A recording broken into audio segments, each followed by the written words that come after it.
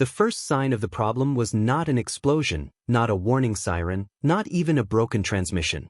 It was silence in the wrong places. In the conclave's central observation lattice, where 12 member states monitored the outer corridor, the analysts had already begun to notice the pattern. A void region, expanding faster than recorded astrophysical phenomena should allow, moving through inhabited clusters with a precision that did not belong to anything natural. Entire systems were going dark in sequence, not randomly, but with the unsettling rhythm of something choosing. They called it the void chorus because every time it passed through a sensor net, the data came back fractured. Not destroyed. Not erased. Fractured, like a song interrupted mid-note. On the diplomatic channel, the conclave's senior envoy spoke carefully, as if tone itself might influence survival. "You understand the timeline," he said. Across from him, Commander Oe did not look at the projection. She already knew the numbers. Everyone in that room did, even if they pretended otherwise. "Yes," she replied. "The next inhabited system is within its projected path in 8 standard cycles. And we have 6, she said. The envoy hesitated. That hesitation mattered more than fear. Fear was expected. Hesitation meant doubt in the structure of their response. "You're asking for a full conclave emergency assembly," he said slowly. "That requires unanimous procedural agreement from multiple sectors. It will not be simple." "I didn't say it would be simple," she replied. "I said it is necessary."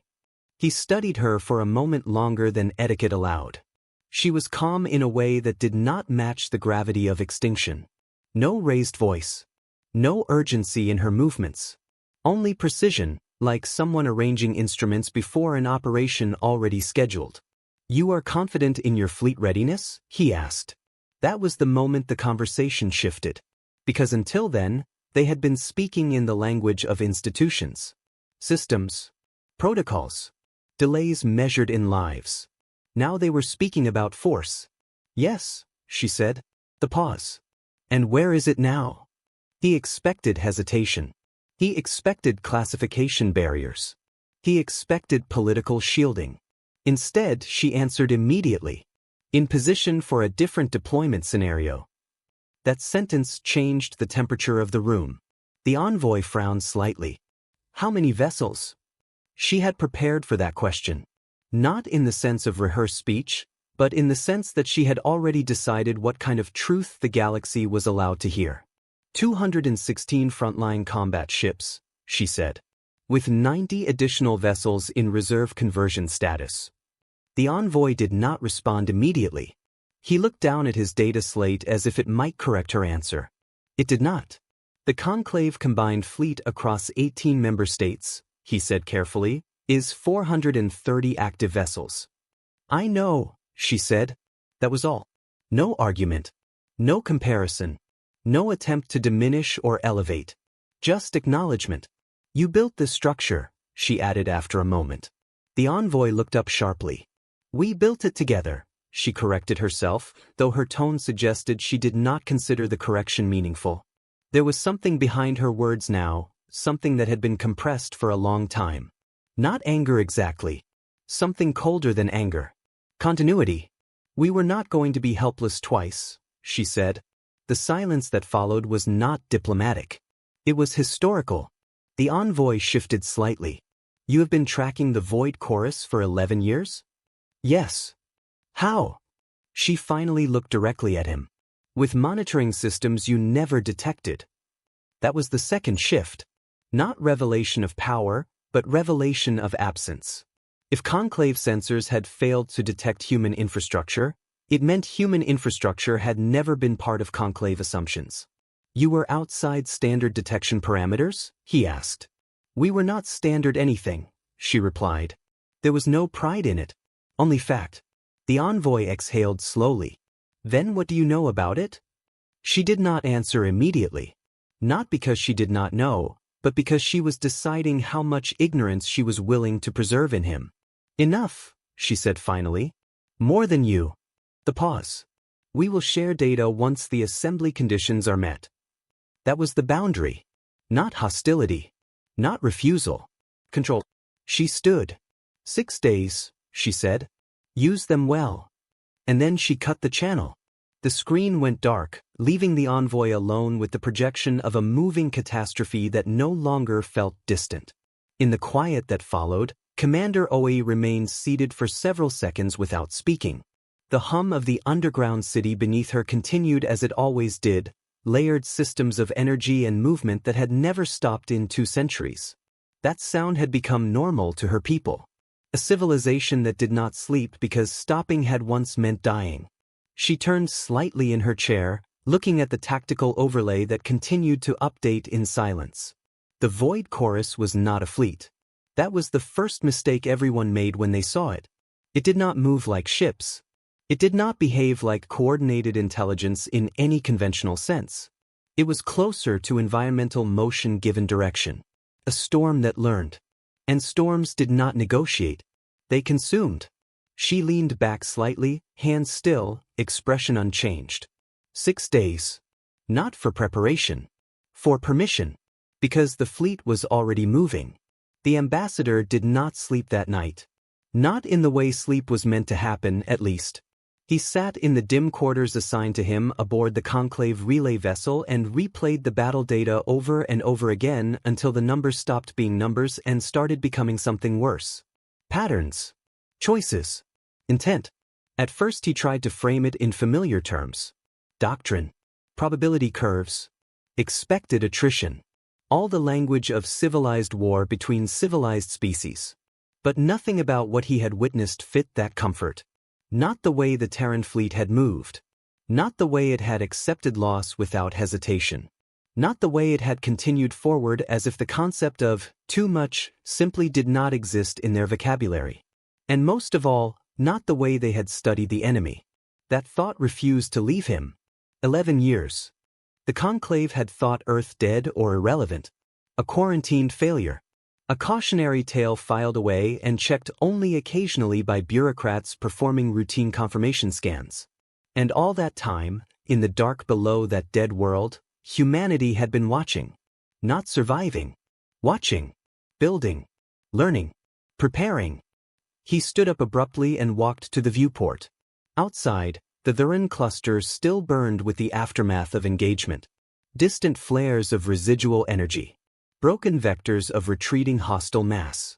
And the Terran fleet, still present, still organized, still working like a machine that had not yet been told the war was supposed to be over. Except it wasn't a machine. Machines did not adapt that fast. Machines did not anticipate a biological enemy before it moved. Machines did not continue functioning after losing ships the way a hand loses fingers and keeps striking anyway. A soft chime broke his thoughts. Ambassador Velarith, a voice said through the ship's internal channel. You are requested on the observation deck. He did not ask why. He already knew. When he arrived, the room was colder than before. Or perhaps it only felt that way because of what he was about to see. Fleet Admiral Asanti stood at the center console. Still, hands behind his back. Watching the tactical feed as if it were weather forming over a familiar landscape. He did not turn immediately. Ambassador, he said finally, you didn't sleep. It was not a question. Velarith hesitated. Neither did your fleet. The pause. Then Asanti nodded once. We don't sleep after first contact engagements. You expected that level of casualty? Velarith asked carefully. Asanti finally turned. His eyes were not cold. That was what made them worse. They were simply resolved. Like a man who had already carried the weight of every possible answer and found none of them surprising anymore. We expected worse, he said. The ambassador felt something shift inside his chest. That level of acceptance is not normal. Asanti tilted his head slightly. Normal for who? The question landed too cleanly. Before Velarith could respond, the tactical display behind Asanti expanded. Layers of data unfolded. Fleet diagnostics. Predictive modeling. Void chorus behavioral extrapolations. You've seen what it does, Asanti said. It doesn't fight like an army. It doesn't even fight like a predator. He paused. It fights like an ecosystem correcting imbalance. Velarith stared at the screen. Then you shouldn't be able to contain it at all. We're not containing it, Asante replied. A beat of silence. We're shaping where it bleeds. That sentence should not have made sense. But it did.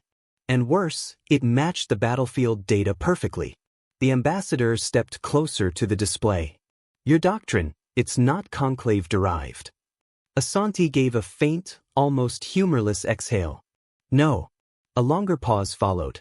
Then he added, we didn't build it from conclave doctrine. We built it from conclave consequences.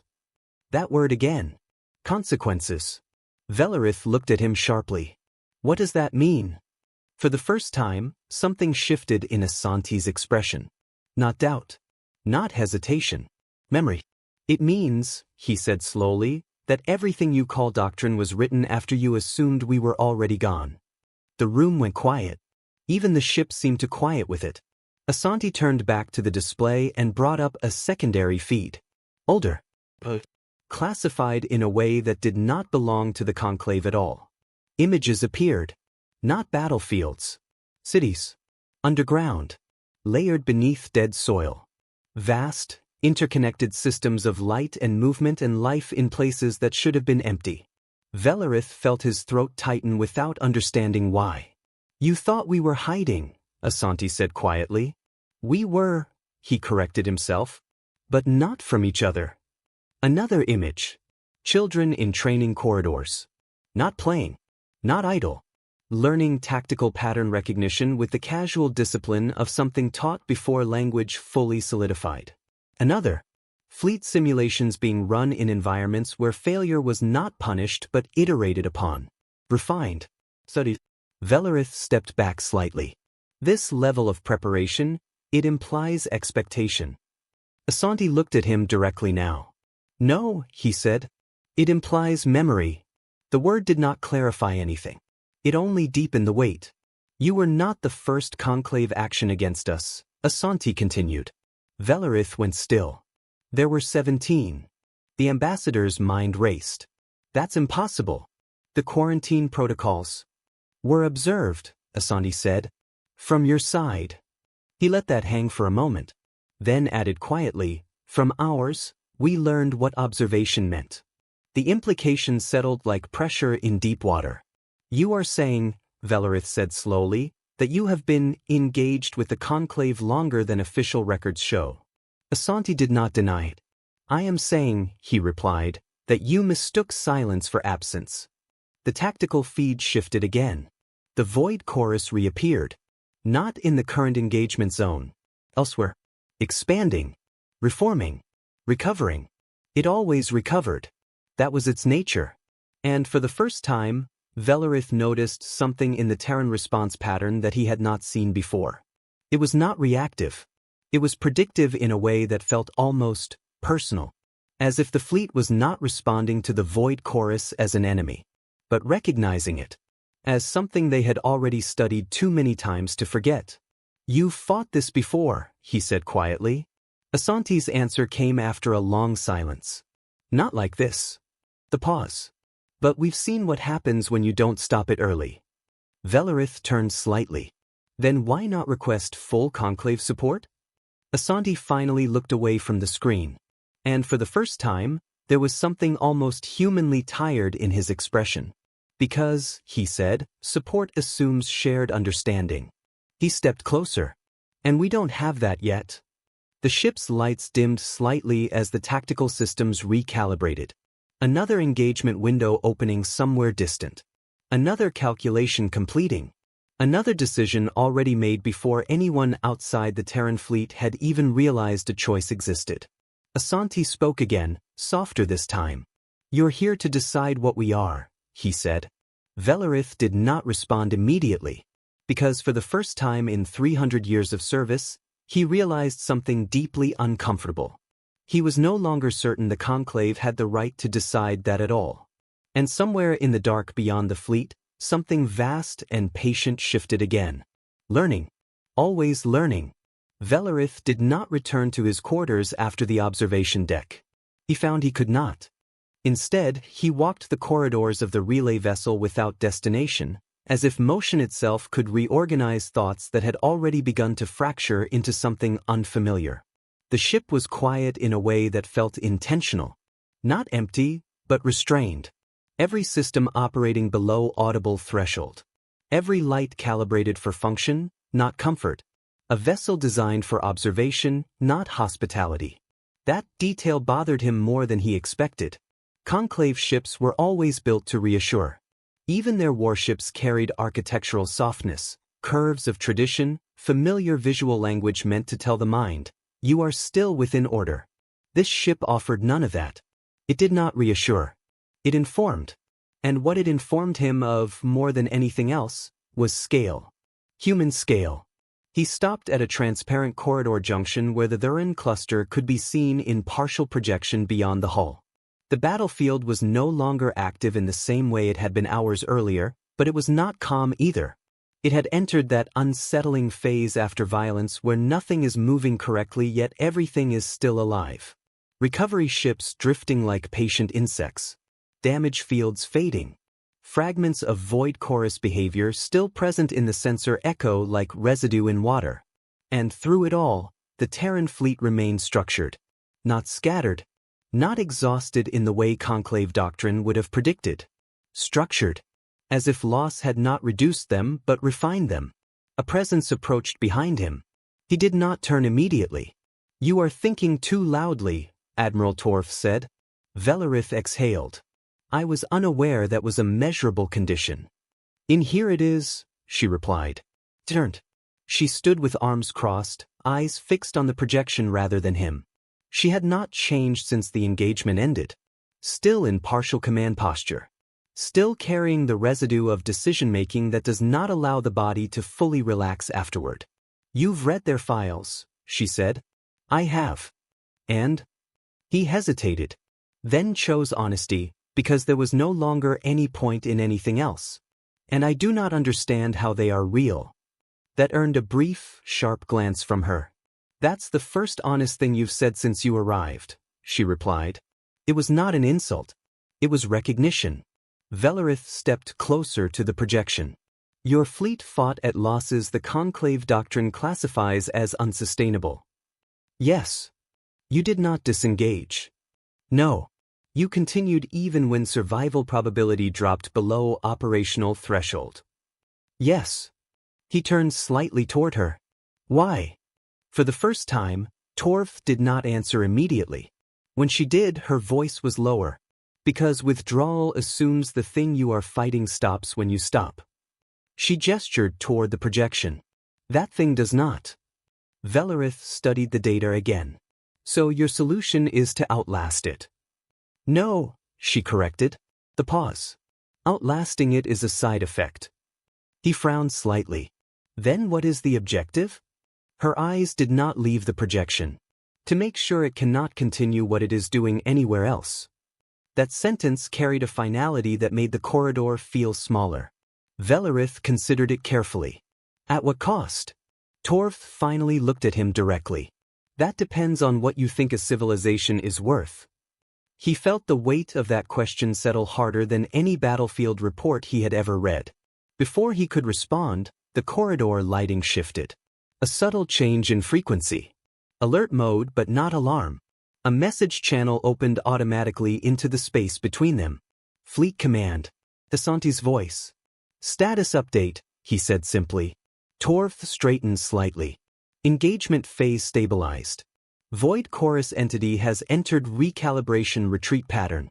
Third observed instance of nonlinear withdrawal behavior. The pause. Casualties? 31 vessels total loss or critical. 17 recoverable.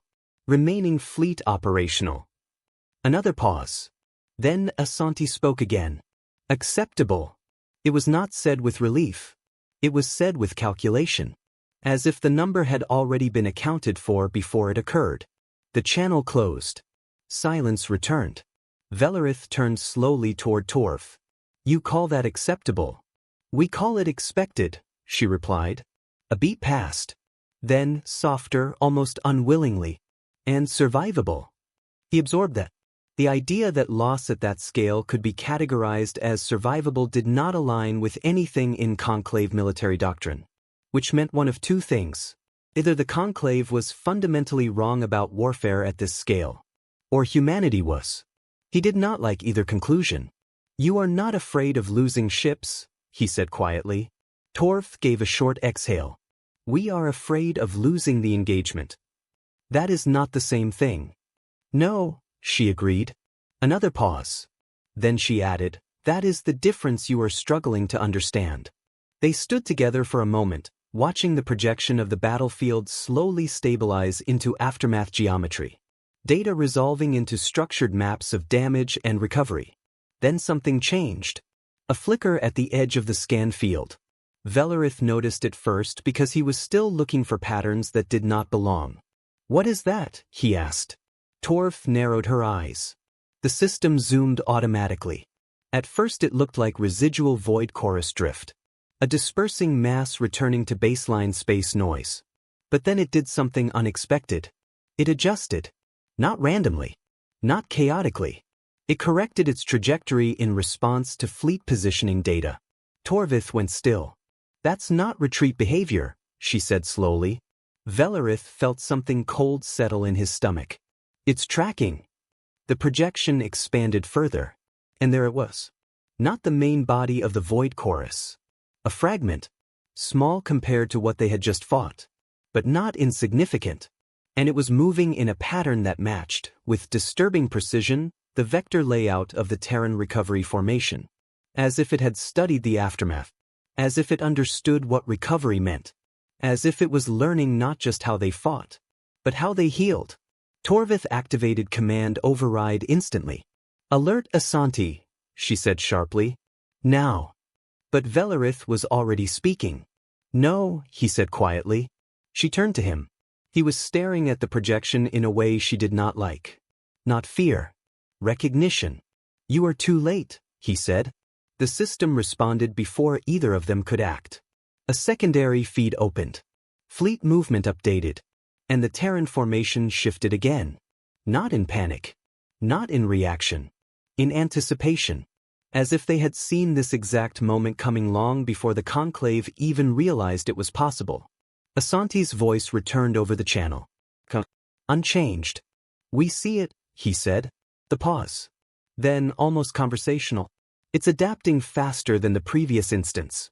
Torvith leaned forward. "Recommendation?" "The beat." "Same as before," Asanti replied. "Containment geometry adjustment. Close vector envelope.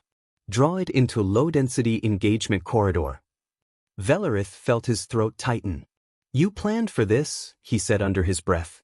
Torvith did not answer. Because she already knew the answer was yes. And worse than that, they had planned for it before it happened.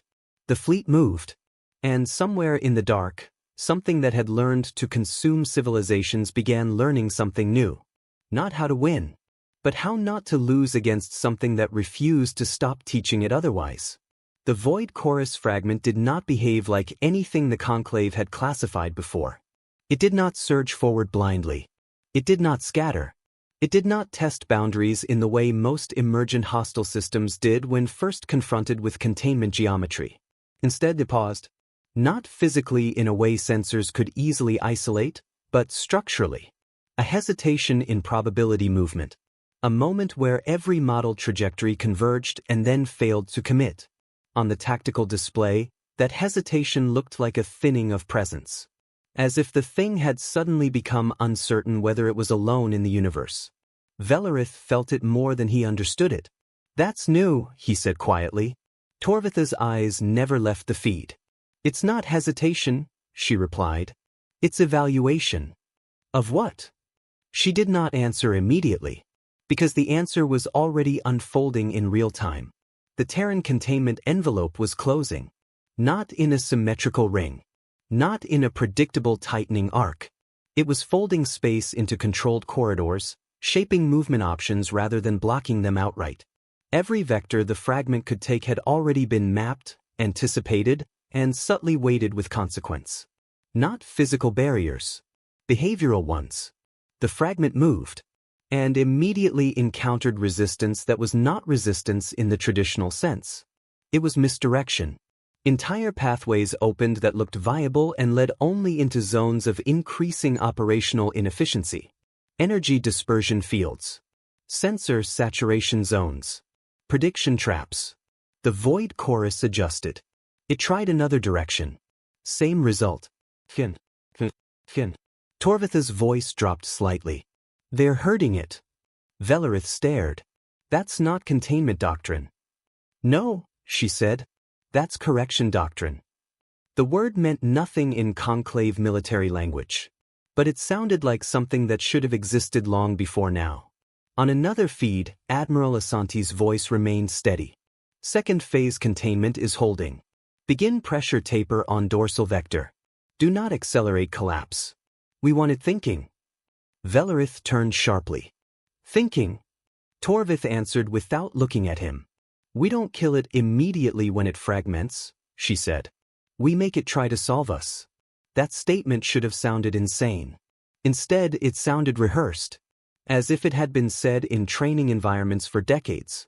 Velarith forced himself to focus on the fragment again. It was changing, slowly at first, then more clearly.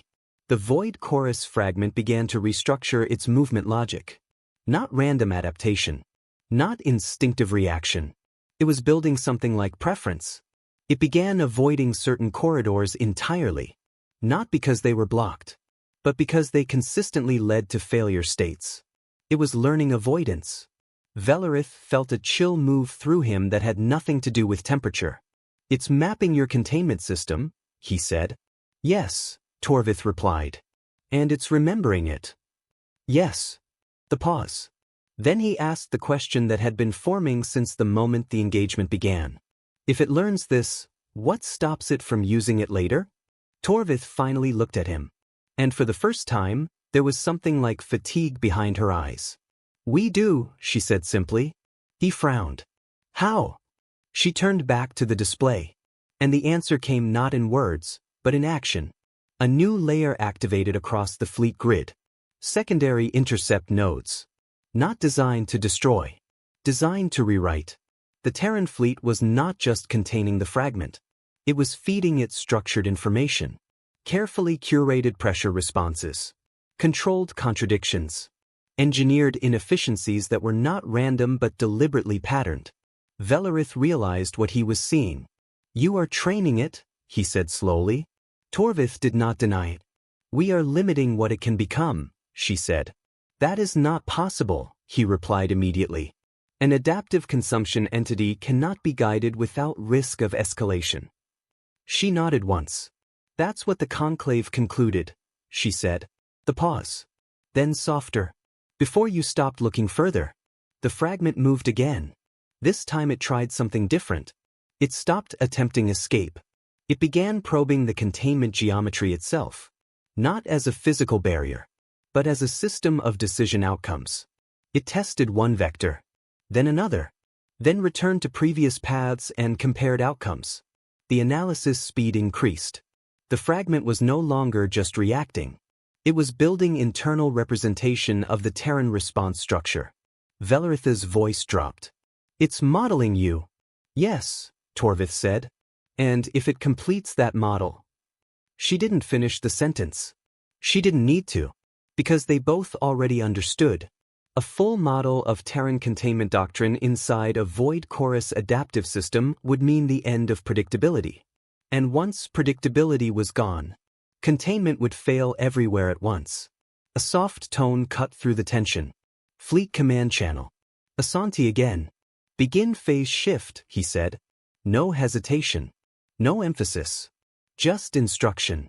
The fleet responded instantly. Containment geometry changed. Not tightening. Expanding. Velarith blinked.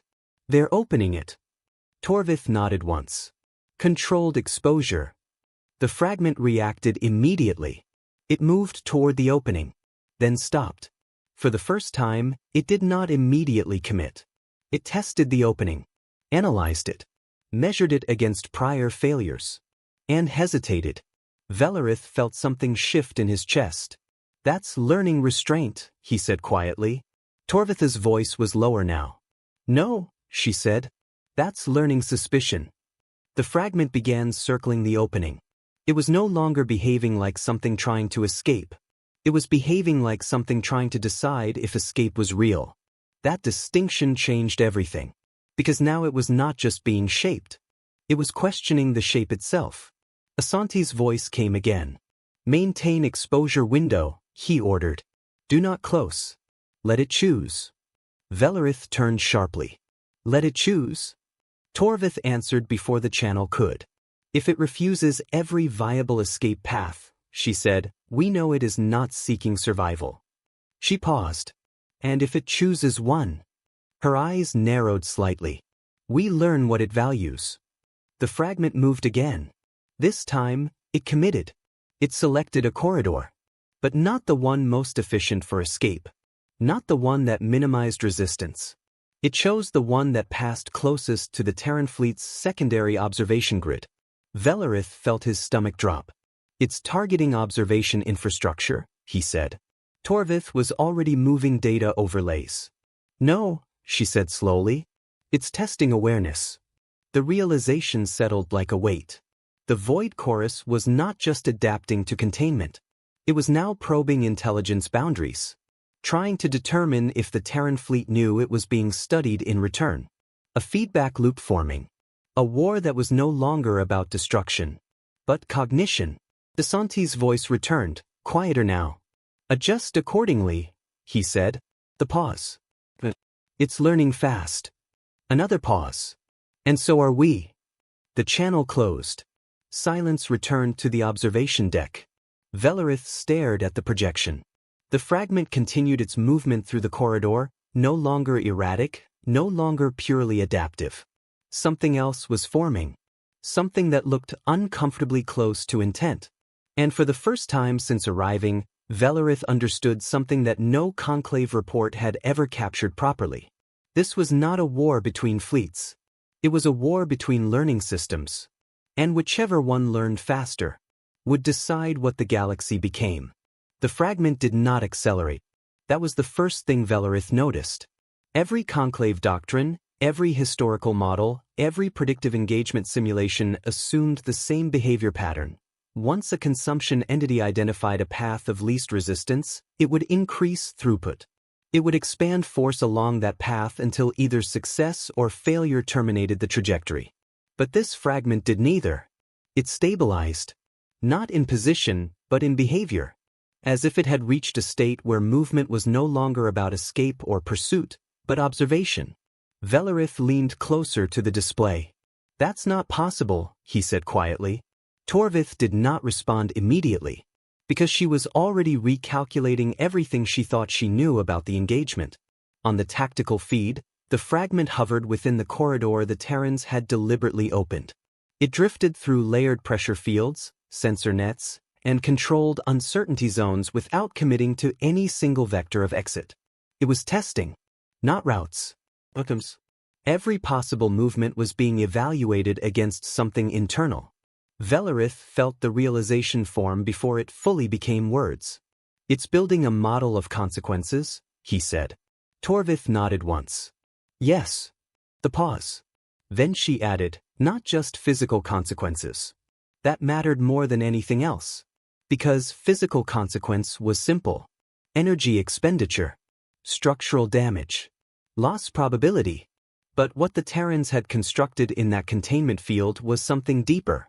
Behavioral consequence. Decision consequence. Meaning-weighted consequence. The fragment moved again. Slowly. Deliberately. It entered a secondary corridor that had been seeded with controlled asymmetry. A design intended to induce predictable deviation. Instead, the fragment paused halfway through. Then reversed. Not in retreat. In comparison. Velarith felt something uncomfortable settle in his mind. "It's replaying paths," he said. "Yes," Torvith replied. "And weighting them." Another pause. Then, more quietly, she added, "It's learning preference." That word did not belong in any known classification of void chorus behavior. Preference implied hierarchy. It implied selection based on value. It implied something that could be influenced. Or worse, understood. On the command channel, Admiral Asante spoke again. Introduce asymmetry loop 3, he said. No urgency. No escalation. Just progression. The fleet responded. Immediately, the containment structure shifted again. The corridors did not simply open or close. They redefined themselves. Vectors that had previously been optimal became inefficient. Previously inefficient paths became partially rewarding but unstable. The system was no longer static containment. It was dynamic contradiction. A controlled environment designed to force the fragment into continuous reassessment. Velarith stared at the data overlay. This is not military containment, he said slowly. Torvith gave a short exhale. No, she agreed. It's cognitive pressure design. He turned slightly toward her. That's not a doctrine I recognize. It isn't conclave doctrine, she said. The pause. It's post-contact adaptation doctrine. The fragment moved again. And this time, something changed in its movement signature. Not speed. Not direction. Resolution. Its internal model was becoming sharper. The uncertainty in its behavior began to reduce. Each tested path produced less hesitation. Each rejection became more efficient. It was learning the structure of the Terran response system. And it was beginning to predict it. Velarith felt the first real surge of alarm. It's stabilizing its model, he said. It's closing variance. Torvith's expression tightened. Yes. That means it will eventually map all possible containment states. Yes. And then what? She didn't answer immediately, because the answer was already visible in the data trendline. When an adaptive consumption system fully models its environment, it no longer needs to explore it. It can exploit it. On command feed, Asanti spoke again. Phase threshold approaching, he said. The pause. Prepare inversion trigger. Velarith looked sharply at Torvith. Inversion? She nodded once. But her eyes were fixed on the fragment. It's where we stop being predictable first, she said. The fragment reached a decision point. The corridor ahead split into 3 primary outcomes. Escape probability. Neutral drift. High-resistance observation loop. It paused. Longer than before. And then, it chose neutral drift. Not escape. Not resistance. Neutrality. Velarith frowned. That doesn't make sense. Torvith's voice was quiet. It does if it's trying to avoid triggering response escalation. The fragment was learning something else now. Not just structure. Not just pattern. It was learning restraint strategies. It was beginning to behave like something that understood it was being studied. A metalayer of awareness forming. Velarith felt his throat tighten. It's becoming strategic, he said. Yes, Torvith replied. And strategic entities evolve faster under pressure. As if responding to the thought itself, the fragment abruptly shifted again. It exited the containment corridor. Not through breach. Not through failure of containment. Through selection. It found a microgap in the predictive lattice. A region of intentional ambiguity designed to be invisible to non-adaptive systems. It slipped through it. Cleanly. Silently. And reappeared in open space beyond the containment envelope. For half a second, nobody spoke. Then alarms registered. Not panic alarms. Verification alarms. The system recalculating reality. Velarith took a step back. It escaped. Torvith's hand hovered over the command interface. No, she said slowly. It chose to exit. That distinction mattered. Because escape implied failure of containment. Choice implied failure of prediction. On the command channel, there was a long silence. Then Asanti spoke. Track it, he said. Still calm. Still unchanged. The fleet responded. Tracking grids expanded. Sensor nets extended. Prediction models reinitialized. But the fragment was already moving. And now its movement was different. It was no longer reacting to containment geometry. It was moving in relation to observation density. It was avoiding attention. Velarith felt something cold spread through him. It's hiding, he said. Torvith shook her head slightly. No, she corrected. It's selecting what observes it.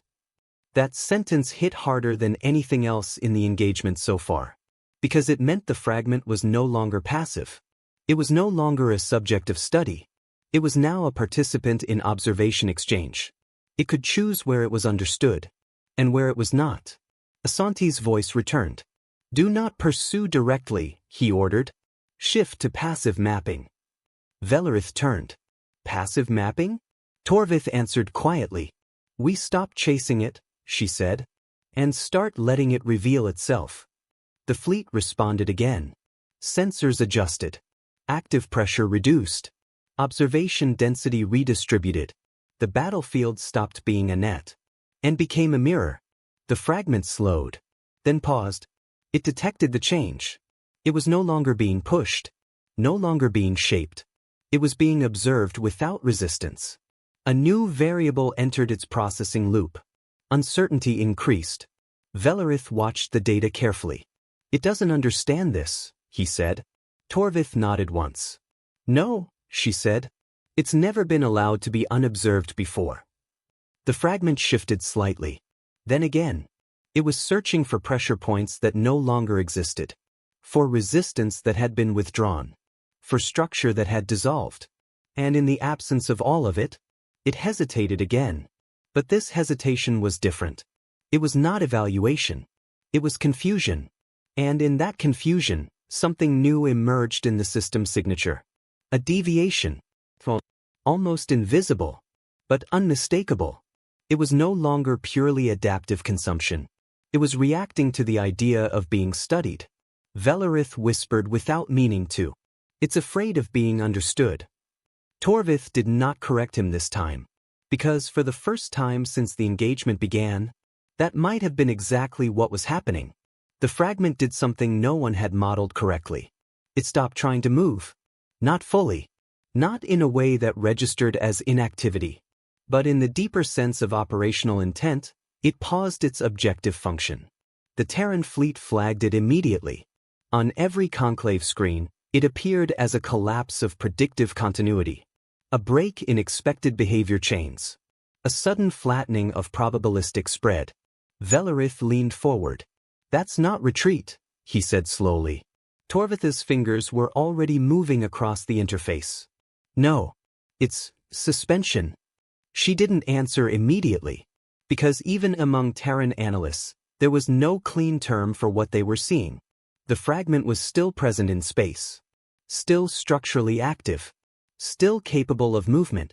But it was no longer committing to any direction that had measurable consequence. It was holding itself in a state of observation, as if it had decided that acting without full understanding was no longer acceptable. Velerith felt something uncomfortable tighten in his chest. That's new behavior entirely, he said. Yes, Torvith replied. And it should not be possible at this stage. The pause. Then she added, quieter. It's developing hesitation architecture. The phrase sounded wrong in the air, like something not meant to exist in warfare. On the command channel, Admiral Asante's voice came through again. Maintain passive observation state, he ordered. Do not reapply pressure. Velerith turned sharply. You're letting it stabilize? Torvith didn't look at him. We're letting it reveal its stabilization point, she said. That is not the same thing. The fragment began to drift. Slowly. Not toward escape. Not toward engagement. Toward a region of open space between observation clusters. It was selecting emptiness. Velerith frowned. Why there? Torvith zoomed the feed. Then paused. Because the answer was already embedded in the geometry. That region has the lowest observation density, she said. It's avoiding being seen. Velerith felt a cold realization settle deeper. It's not avoiding detection, he said. It's avoiding interpretation. Torvith nodded once. Yes. A silence followed that was heavier than any combat report, because that implied something neither conclave doctrine nor Terran counterdoctrine had fully accounted for. A system that could distinguish between being observed and being understood, and prefer one over the other. The fragment drifted further into the low-density field, then stopped again. This time, not in hesitation. In isolation. It surrounded itself with nothing, and waited. On the tactical display, Its signature began to flatten further. Less noise. Less variability. Less unpredictability. It was simplifying itself. Velerith spoke quietly. It's minimizing complexity. Torvith's voice was barely above a whisper. No. It's trying to become incomprehensible again. That statement changed the entire framing of the engagement. Because up until now, the assumption had been that intelligence would always move toward structure. Toward refinement. Toward understanding. But what if understanding itself was now a threat to it? On the command channel, Asanti spoke again. Phase 2 inversion ready, he said. The pause. Proceed only if threshold breach confirmed. Velerith looked at Torvith. Threshold of what? She hesitated. Then answered honestly. Self-model integrity collapse risk. The fragment shifted. Just slightly. But enough. A small spike in its internal coherence readings. It had detected something. Not a trap. Not a pressure system. A reflection. The Terran observation network was no longer just passively watching. It was building a model of the fragment's decision logic. And feeding it subtle inconsistencies. Not enough to destabilize. Just enough to force recalculation. The fragment responded immediately. Its coherence increased again. Then decreased. Then stabilized. It was correcting itself. Constantly. Velerith's voice dropped. It's self-stabilizing under external cognitive load. Torvith nodded. Yes. And if that continues... She didn't finish. Because they both already knew. If a system continuously stabilizes under external modeling pressure, it eventually becomes resistant to all external interpretation. Not because it is stronger, but because it becomes self-referential. The fragment moved again. This time faster. Not toward escape. Toward structural ambiguity. It began moving through microregions of sensor overlap, deliberately choosing paths that maximized observational contradiction. Different sensors reported slightly different positions. Different timestamps. Different movement vectors. It was creating noise. Not chaos. Deliberate interpretive divergence. Velerith felt a surge of unease. It's trying to break your model consistency, he said. Torvith was already adjusting systems. Yes. Why? The pause. Then she said quietly, because it understands that prediction is the same as control. The fragment accelerated further. Now it was no longer avoiding observation. It was actively fragmenting it, splitting its own signature across multiple interpretive layers, creating ambiguity at the point of analysis. On command channel, Asanti spoke again. Begin inversion. This time, there was no pause. No hesitation. The fleet responded. And everything changed. The observation grid inverted. Not in position. In logic. Instead of trying to reduce uncertainty around the fragment, the Terran system began increasing uncertainty deliberately. It fed the fragment contradictory environmental interpretations. It simulated multiple competing versions of itself. Multiple fleet behaviors. Multiple response doctrines. Each one slightly inconsistent. Each one plausible. Each one false in a different way. Velerith took a step back. You're confusing it, he said. Torvith shook her head. No. We're saturating its ability to stabilize a model of us. The fragment paused again. This time longer. Its coherence dropped sharply. Then rose again. Then fractured into multiple internal states. It was no longer singular in its prediction of the environment. It was dividing internally, trying to reconcile contradictory inputs. Velerith felt his stomach tighten. It's splitting its cognition, he said. Yes, Torvith replied. And that is where we take control. The fragment attempted to reassert coherence. Failed.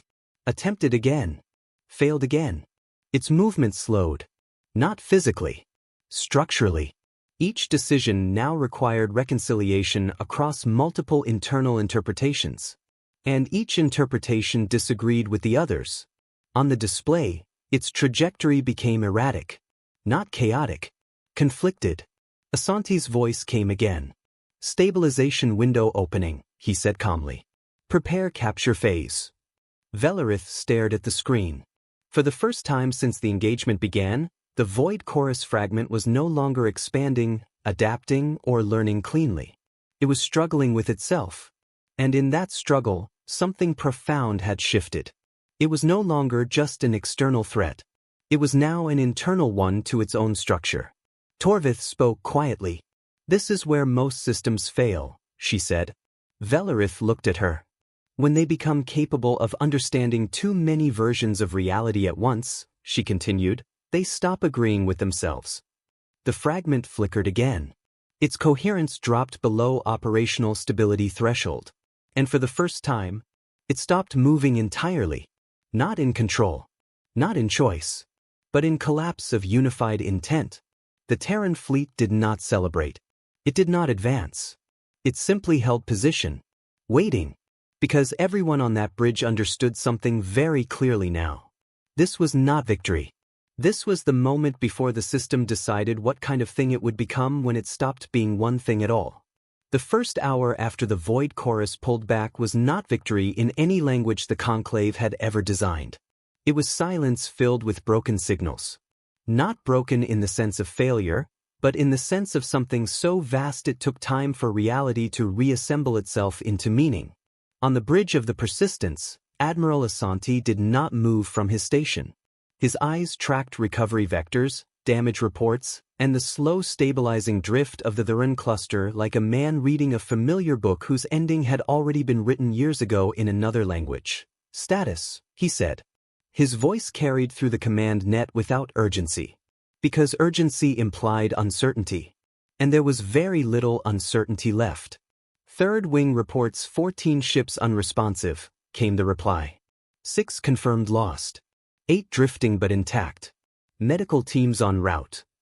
Another voice cut in sharper. "Void Chorus density is dispersing beyond engagement boundary. No pursuit behavior detected. It is recalibrating." That last word hung in the channel longer than the others.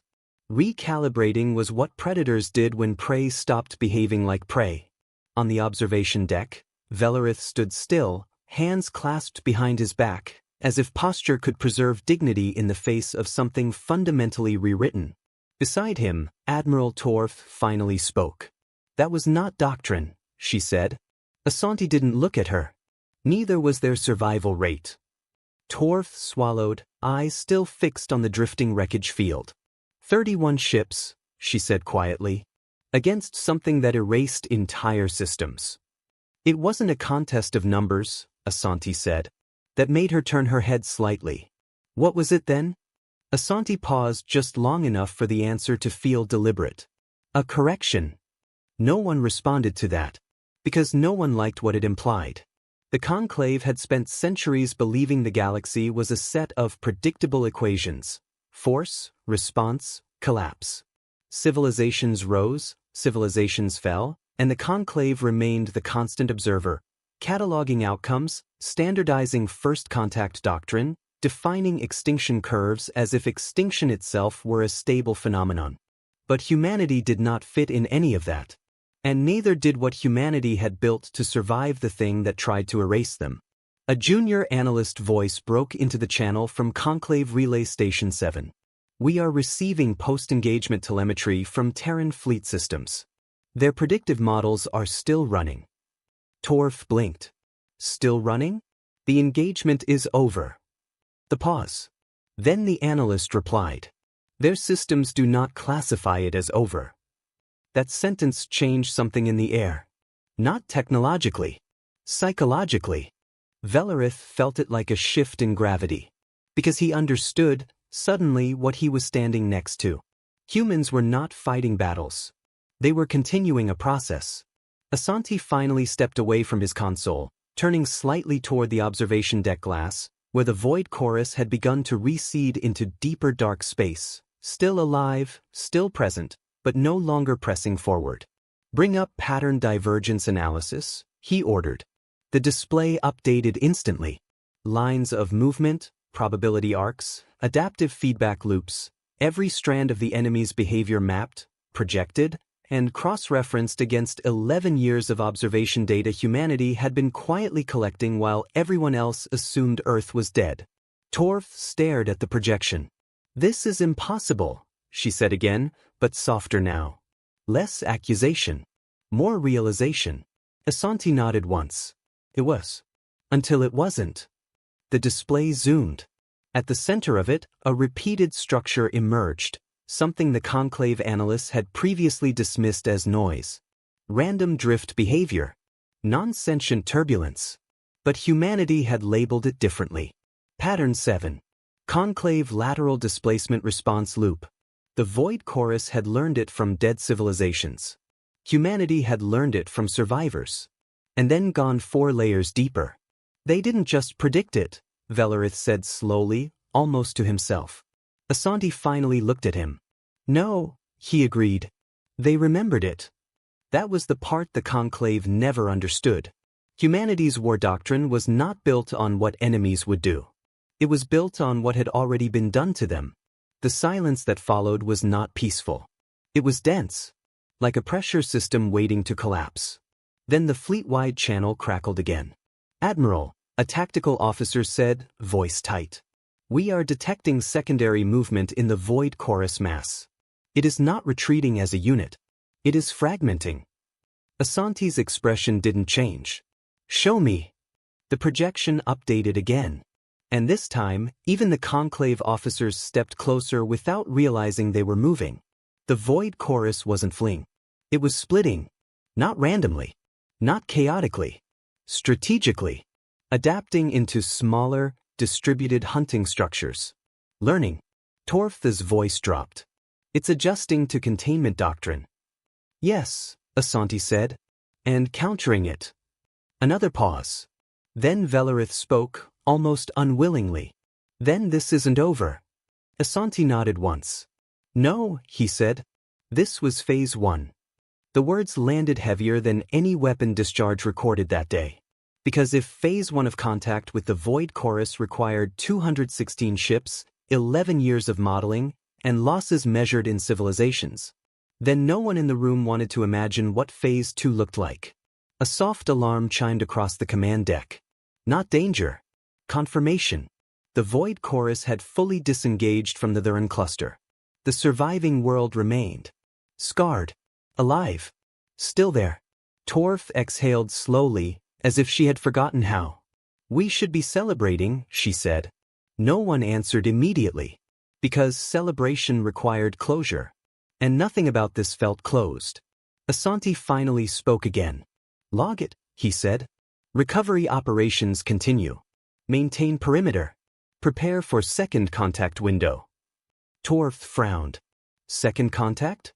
Asanti's eyes stayed on the drifting darkness beyond the glass. "They always come back," he said quietly. "Everything that learns, comes back." Velarith felt something cold settle in his chest. Not fear. Recognition. Because for the first time, he understood what humanity had been preparing for underground all this time. Not invasion. Not war. Return. And this time, humanity would be waiting. Not as victims. Not as survivors. But as something the galaxy had never been forced to name before. The ship's lights dimmed slightly as systems transitioned into recovery posture. Across the fleet, wounded vessels were being stabilized, casualties processed, damage assessed with the calm efficiency of a species that had long ago accepted that survival was not an outcome, it was a discipline. On the edge of the command deck, Asanti finally allowed himself one small gesture. He reached into a side console and opened a secure channel. Not to the Conclave. Not to the fleet. But deep. Deeper than any of them. A buried network node that had not been activated in over a decade. A single encrypted pulse was sent. And somewhere far beneath a dead planet's surface, systems that had been waiting without rest finally began to wake more fully. Because the galaxy had just learned something important. Humanity was no longer hiding. And what had just been seen in the Thurin cluster was not humanity at war. It was humanity arriving. The signal from the surface did not arrive as a message. It arrived as a confirmation. A simple acknowledgement buried beneath layers of encryption, old routing logic, and systems designed to survive eras of silence without ever forgetting what they were built to do. On Earth, deep beneath what had once been the Acre metropolitan region, the underground city lights shifted. Not dramatically, not visibly, but structurally, like a vast organism adjusting its posture after waking from a long, patient stillness. In command centers carved into bedrock, technicians watched interfaces bloom with synchronized activity. Systems that had been idle in surface terms but never dormant in functional terms began aligning their outputs across global grids. One analyst, barely old enough to remember the last surface simulation drill, whispered without meaning to, "They're back online." An older supervisor corrected him immediately. They were never offline. Above them, kilometers of reinforced Earth separated their world from what remained of the surface. And above that surface, the sky continued to exist, indifferent, wide, and now uncontested. In the fleet recovery zone orbiting the Thurin cluster, Admiral Asanti stood still as the encrypted response filtered through his command interface. No words, just a state change. Protocol continuation confirmed. He closed the channel. Not because it was complete, but because it was enough. Behind him, Admiral Torf watched the same data stream and felt something uncomfortable settle in her understanding. "This is not a wartime infrastructure," she said slowly. Asanti didn't turn. "No. It behaves like one," she insisted. This time he did look at her. "And what," he asked calmly, "would you call infrastructure built for extinction?"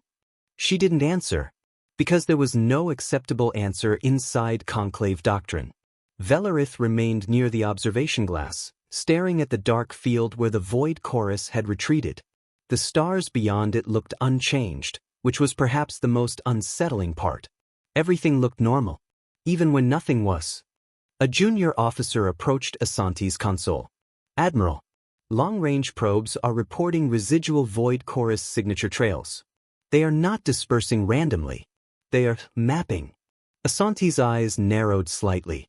"Mapping what?" The officer hesitated. "Response patterns. Engagement density.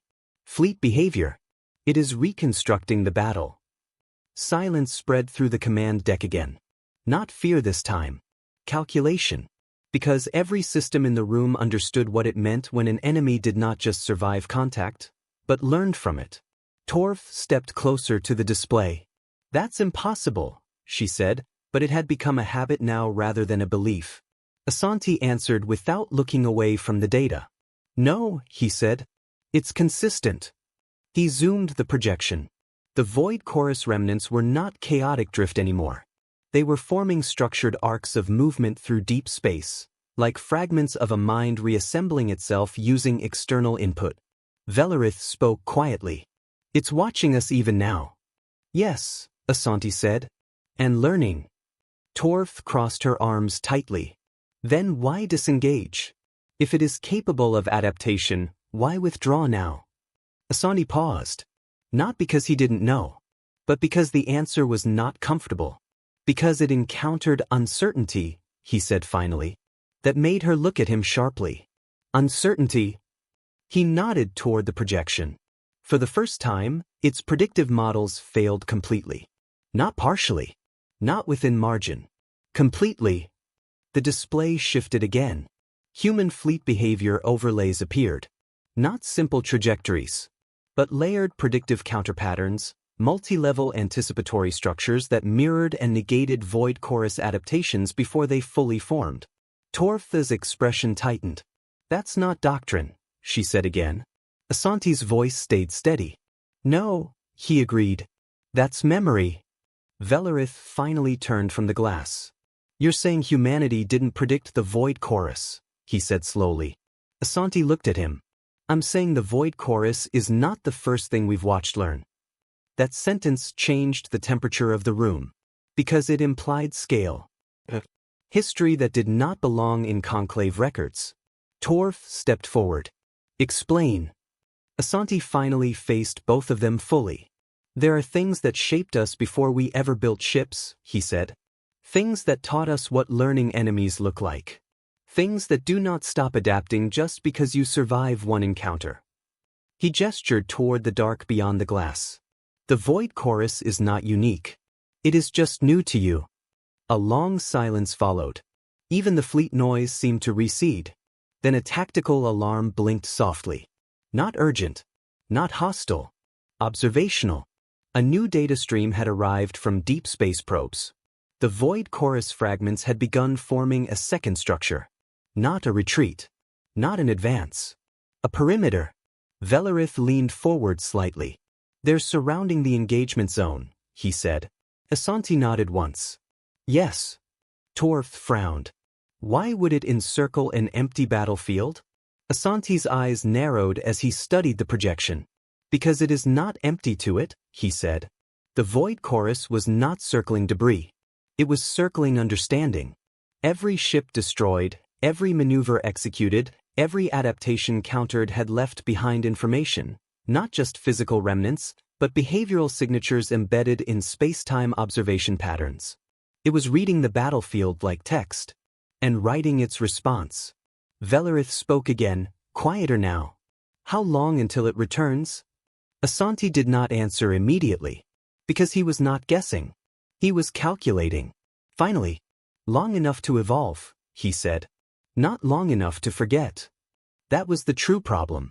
Not the enemy's strength. Not its numbers. But its continuity.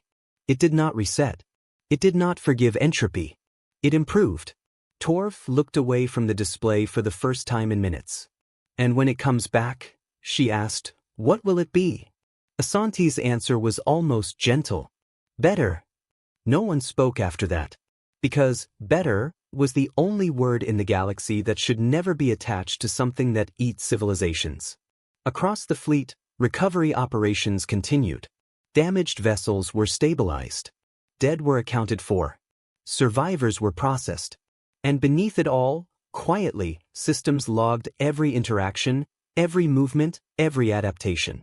Not as memory of loss, but as training data. On Earth, far below the surface, deeper systems began compiling updates. Not alarms. Not warnings. Adjustments. And in those adjustments, something subtle but profound occurred. A recalibration not of fear, but of readiness.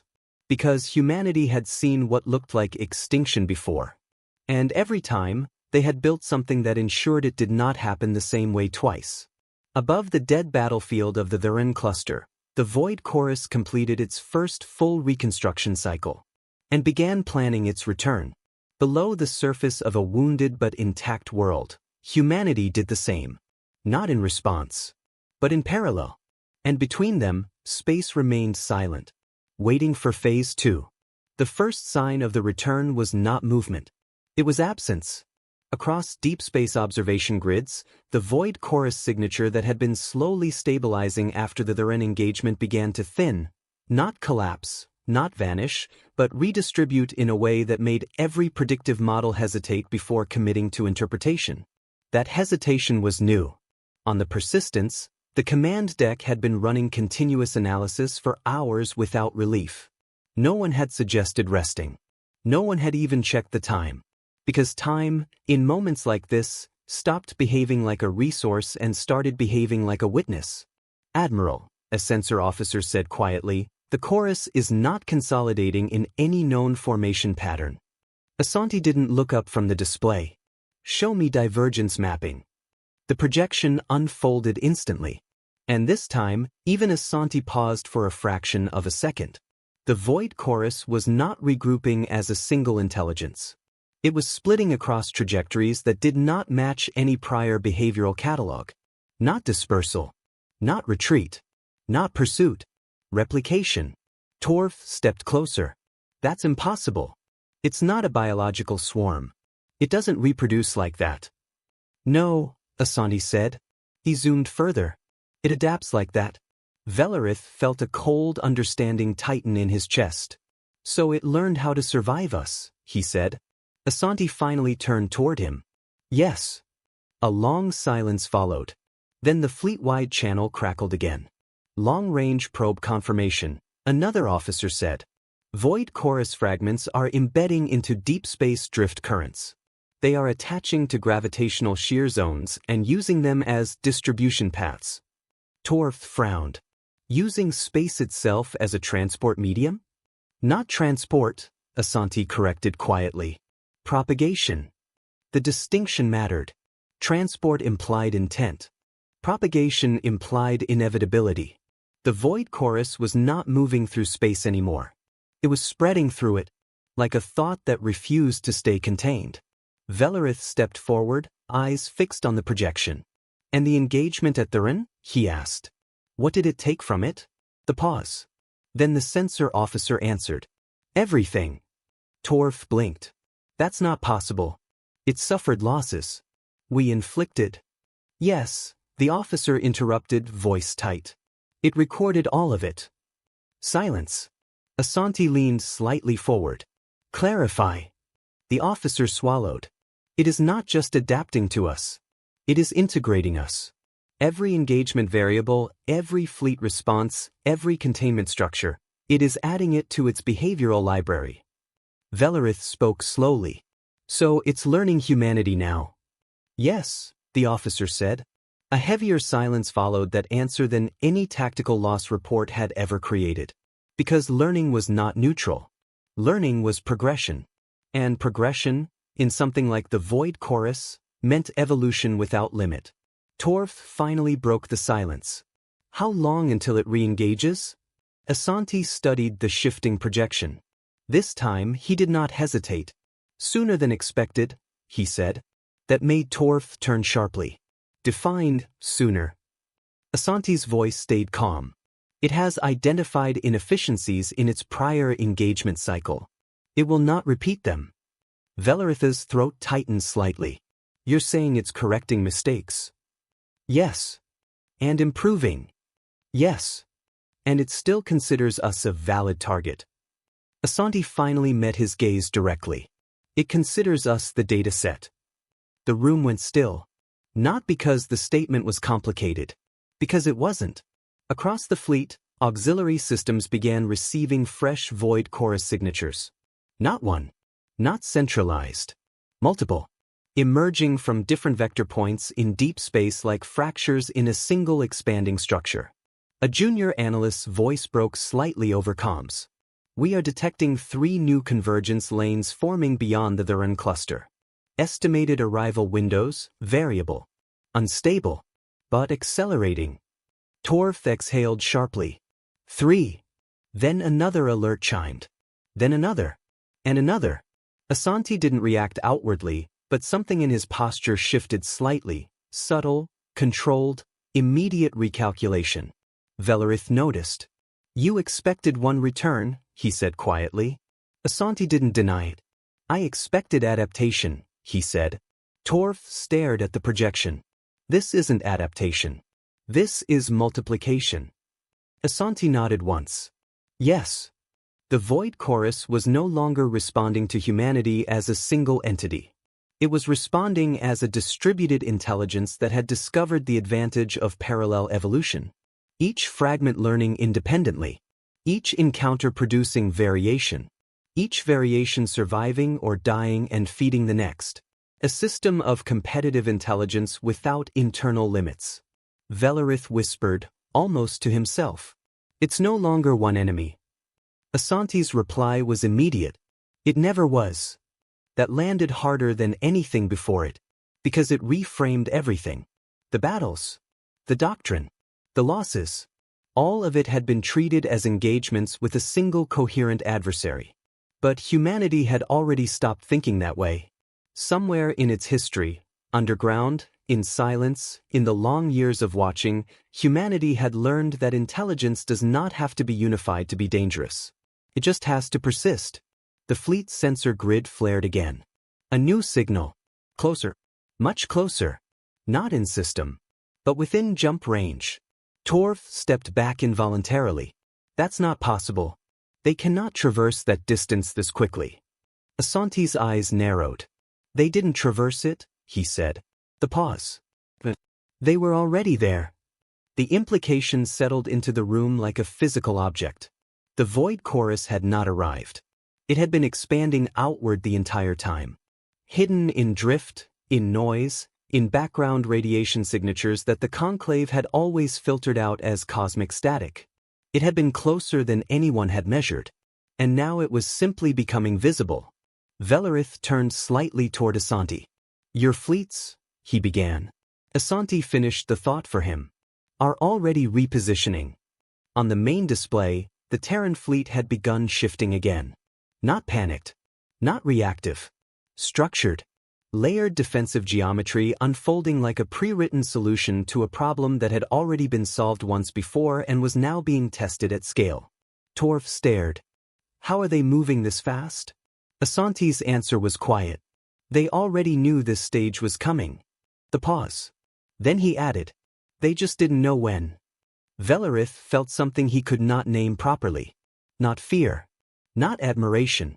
Something closer to comprehension collapsing into scale. "How far ahead are they thinking?" he asked. Asanti didn't answer immediately, because the answer was not simple.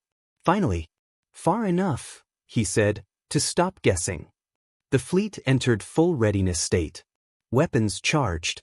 Support structures stabilized.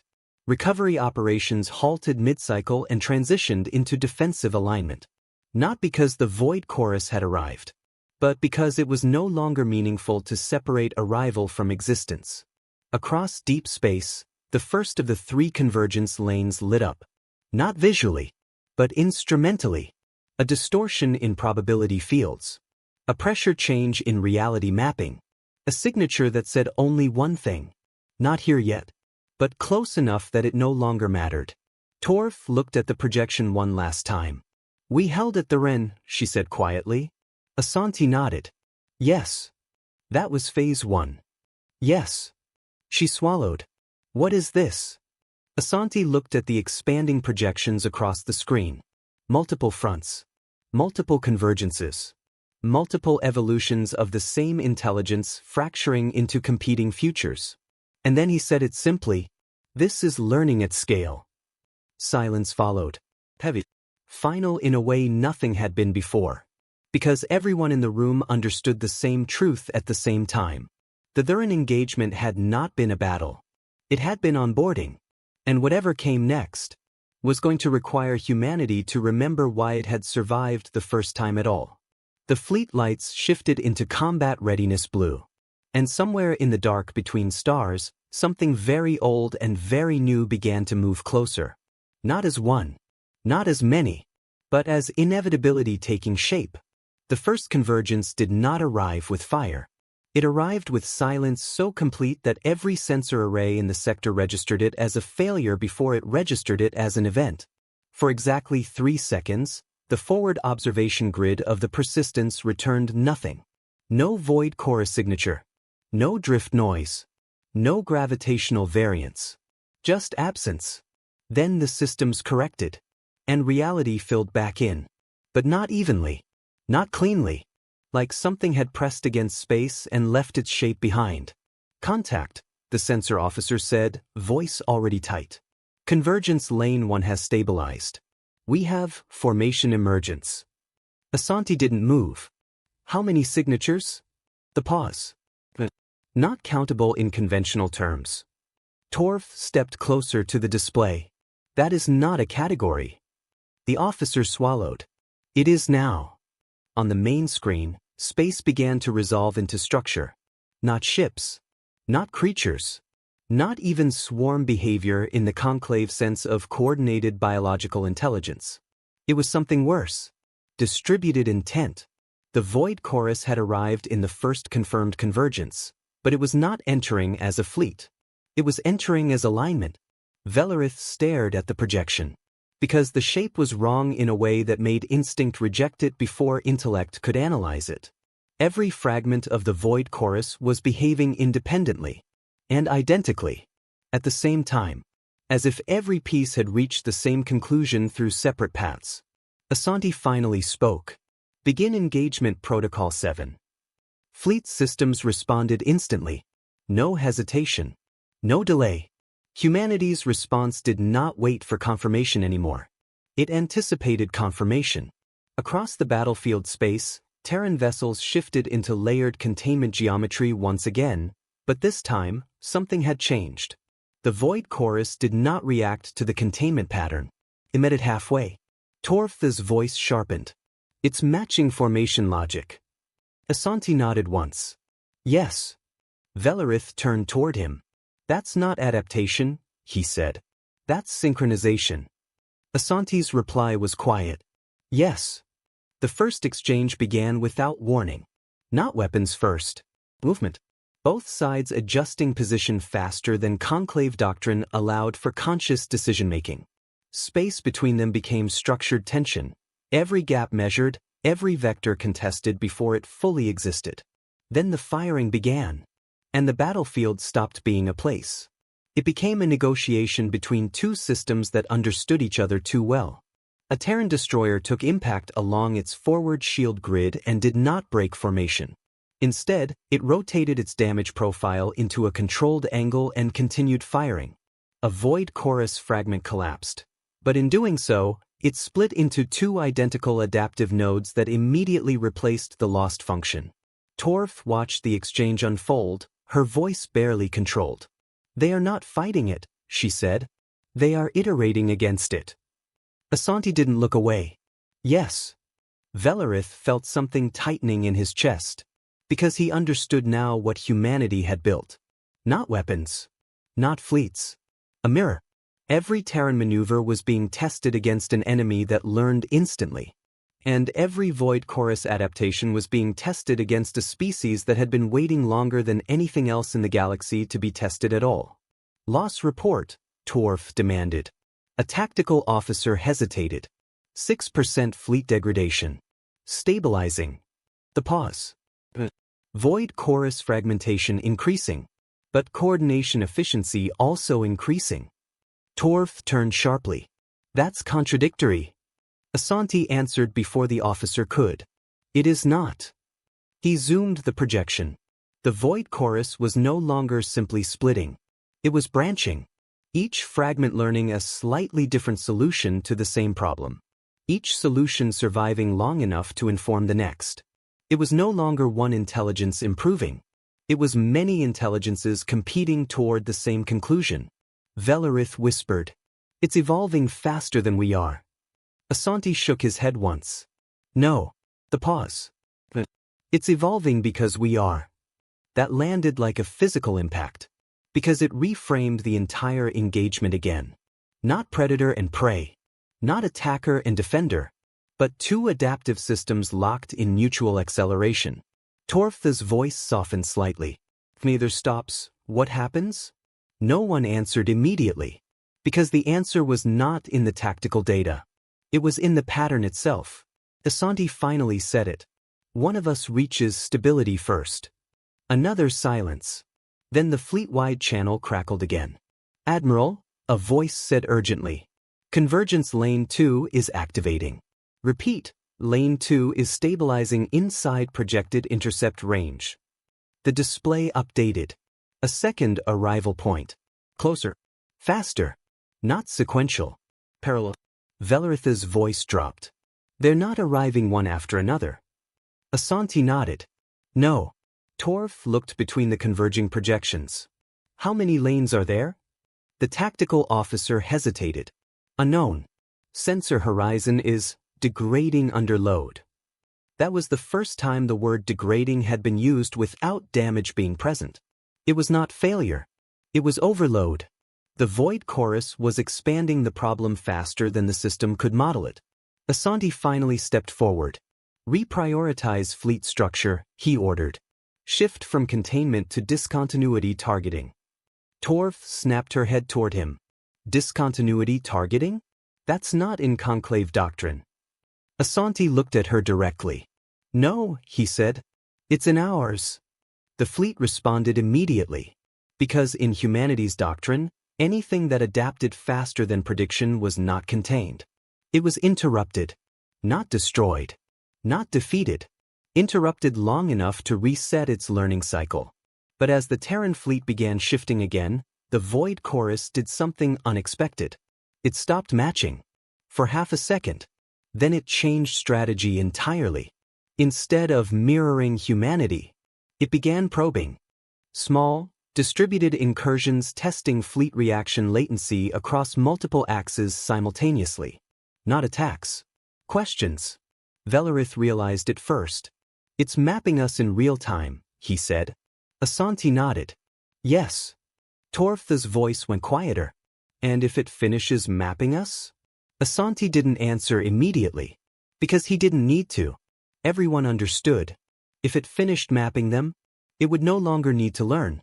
The battlefield shifted again.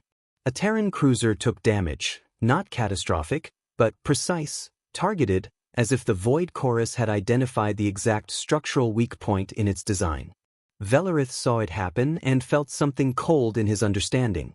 It's using our own engagement data, he said. Asanti's reply was immediate. Yes.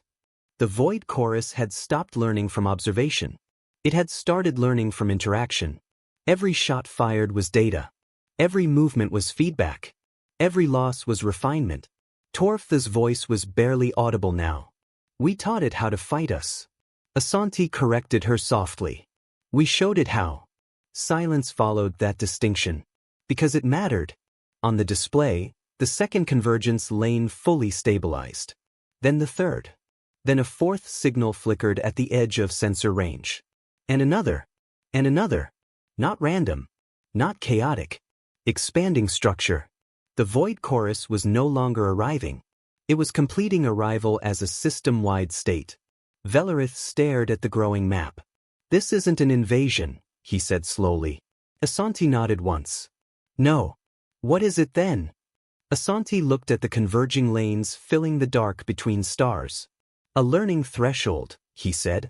And for the first time, no one argued with him. Because they could see it now.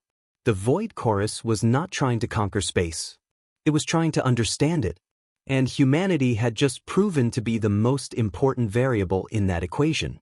Fleet systems shifted again. Weapons ready. Formations locked.